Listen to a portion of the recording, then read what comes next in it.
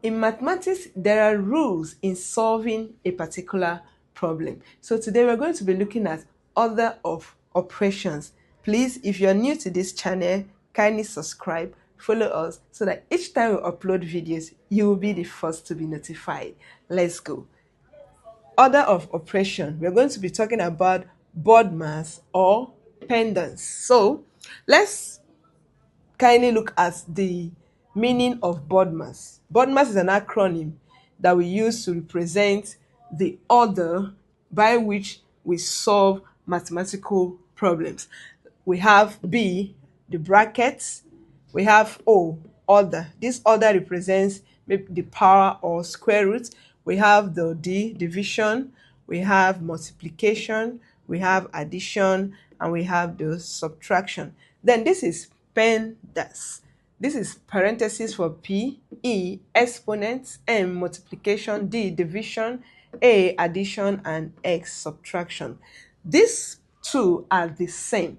They just have different names, but they are the same. They have the same rule.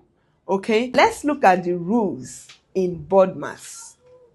These are the rules in Bodmas or PEMDAS. Number one, always look for brackets first. Whenever you see any problem, you make sure you look for the bracket. If there's brackets there, you've solved that one first. The second one, division and multiplication are solved from left to right. I'm going to show you an example. Number three, addition and subtraction are solved from left to right. So whatever you're solving, you have to do them from left to right. Then you should not skip any rule. If you skip any rule, you get a wrong answer. Let's take, for example, this is 2 plus 3 times 2 raised to power 2. Now, somebody will just rush and solve 2 plus 3, which is 5. Then times 2 raised to power 2 is 4 times 4. And the person will get what? 5 times 4 is 20. This is a wrong answer. So, because the person did not follow the rules, the best thing to do is you have to attend to this one first. 2 raised to power 2 is 4. So you'll be having 2 plus 3 times 4. You are done with this.